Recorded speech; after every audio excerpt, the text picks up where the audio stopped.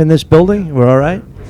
And I said, just do the same thing, 95, don't change anything. The track will be a little bit warmer.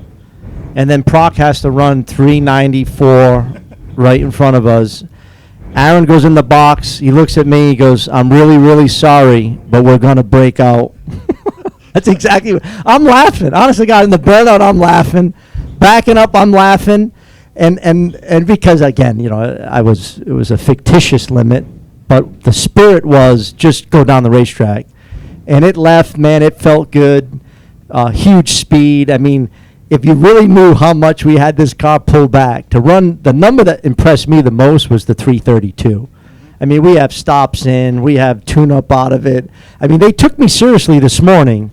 As the day went on, I don't think they took me as serious. But, no, it was a good run. It was exactly what we needed to do after two very tough races for us, smoking the tires early in both Pomona and in Phoenix. We just had to go up and down a racetrack. We did it in testing on Monday after Phoenix.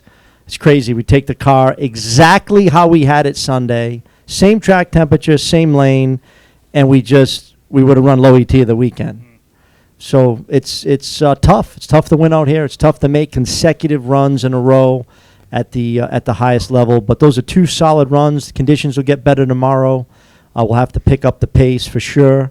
And then Sunday it could be Candyland out here. I mean, literally, it could be some of the quickest and fastest runs maybe ever in the sport if it can stay together the way that the forecast is showing. So, no, it's going to be a really exciting weekend. Those limits will be off on. Yeah, the limits are coming off. They asked me, they said, can we pull the limits off tomorrow? I said, yeah. No limits. Go as fast as you want to go. Like you're always playing the long game. I think last year we talked to you early and you said the boys have to learn how to run good when it's cool so they can have that in the fall. Right. Now, even though it's still kind of cool, it still looks like you're playing the long game, trying to figure out how to run in the summer already. Yeah, no, for sure. I mean, you know, if you look at us, number 2 qualifier in Gainesville had a great car. Number 2 qualifier in Phoenix, we had a great car. Pomona was a real crapshoot with the way those conditions were. But we have to play the long game. I mean, I'd rather be number 1 in the points in Pomona than in Vegas 1, right? So we're learning some things.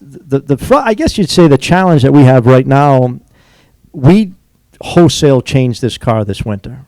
And you saw it in Bradenton when it ran 341 miles. You don't run 341 miles an hour on accident. Like, you got to change a lot of stuff to do what we did in Bradenton. And then we set the track speed record at Gainesville. We're making so much more power that all the data that we had from last year, we haven't been able to use any of it. Like, the way we're setting up the car now, it doesn't run anywhere near what it runs today. So the good news is these guys constantly evolve. The bad news is that you can set yourself back a little bit as you recalibrate the clutch settings and the stops and the primary. And I think that's what you're seeing a little bit with our team, is just kind of resetting ourselves. But really smart guys, Todd and Aaron. We got a really consistent, our whole team came back, so we got a really good group of guys in the pit.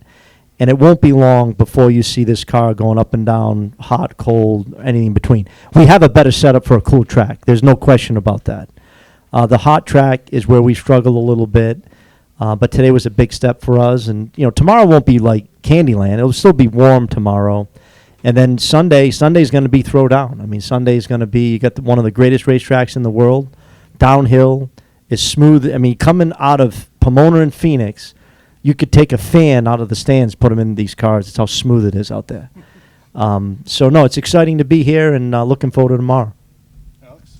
What else have you kind of learned? You mentioned the hotter track today. What else have you kind of learned about your car today and your team this year to carry through? Well, we learned we still can go really, really fast, thinking we're going to go really, really slow. I mean, honestly, that first run, we thought we would run 98, 4 flat. Then it ran 96. Mm-hmm. This last run, they tweaked the knobs a little bit, and it runs 93. You know, last year these settings run 98. So we just are learning that this car wants to go a lot faster than I think that they're gauging it at first. Crystal? I'm still kind of learning everything. So when you said that you put limits on your guys, is this something that you consistently do, or is this something that you've tried for the first time? No. Well, it was kind of half-heartedly joking, but Aaron Brooks and Todd Okahara have only one switch. And that's wide open throttle. Like, they don't know anything different. Like, every time they go to the start line, They want to run low ET, top speed. Just how they were born that way, I guess, right? Last 2 races, we struggled a little bit, like smoking the tires, not making full pulls. Qualifying really good, but not doing it consecutively. So I kind of joked about the limit on them, but we did talk about it this morning. We're like, listen, we just need to pull this thing back. Like, I'm not going to be upset if you qualify 5th today. Like, I'm not going to be upset. We just have to go down the track twice, pull it back, let's learn from it, and then let's pick up the pace as the weekend goes on. And that was exactly what we did first run. And then the last run, we were in the same lane as Proc. Brock ran 94, and I said there's 0 chance that he's not going to go back in that box. And the box is where we tuned the car from. And he jokingly said, sorry, but we're going to break out. And that's just the mindset. I mean, you got to be aggressive out here to win. But you also have to, we call it make the trip. If you don't make the full trip, then you can get beat by anybody out here. When he does that and he makes that change and he's confident it's going to go lower, how impressive is that for you to see when he can do that, say it confidently that it's going to go down, it's going to go quicker, and then it goes out and does it? It's just if the average person knew what goes into these cars in the small minor tweaks and adjustments, that we're chasing hundreds of a second at 332 miles per hour. It's not even comprehensible to me, and I've been around it my whole life, the sport. But these guys are super smart, and the more confident they get in their setup in the race car, the more dangerous you are out here. And for Aaron to be able to make that call and know that he was going to break out on speed in ET, it's pretty impressive. Yeah, absolutely. Bobby, talk about Todd and Aaron and all the things they're doing to make your team even more championship caliber. As a driver, how much pressure or how much concentration you put on yourself, knowing how strong you finished last year, how you started this year, even with a couple of hurdles to overcome. But as a driver, what are you doing to make your team even better? You take an average driver and put him in a great car, you make the driver better. Take a great driver, put him in an average car, and the driver's at best average. They just have really helped me as a driver build my confidence. Believing in the car, knowing what they've given me, racing and race out. I've gotten better. I mean, I've just gotten better with the race car. I mean, you get better instinctually when it goes down the racetrack and you're not chasing pedaling the car. But, it takes years to really, feel one of these cars. And, I think I won a round in Gainesville and pedaling the car. As a driver, you just want to give your team every chance you can get to win a race, whether it's cutting a light, keeping in the middle of the groove, or compensating for it if it smokes the tires, right? But the better the car is, the better the driver. And they've given me a great race car. They listen to me probably more than any crew chiefs I've ever been around, and helping get the car better, whether it's handling, reaction time, little things that I want to try. And they're always open to do that. And as a driver, you can't ask for more than that. And do you think that gives you some subtle advantage when you look at your competition? You have, I think, the best, from the outside looking in, the best relationship with your crew chiefs as a team owner, as a driver. It comes down to chemistry. Elin, that statement is so valid.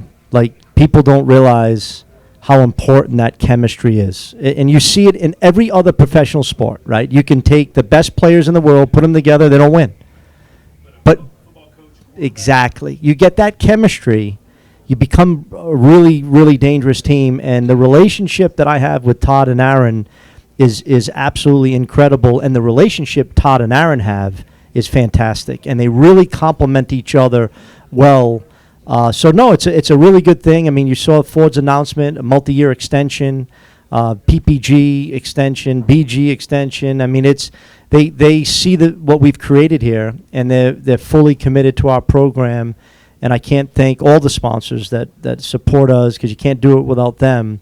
But now we just got to go out there and one run at a time. We got a car that can compete for the championship. We know that. It's a long, grueling season, a lot of ups and downs. and then you get the championship run. So you just got to be in the fight come championship time, and then let the chips fall where they may. It's going to be an exciting season. Thanks a lot, Bob. Good luck Thank to you you. tomorrow.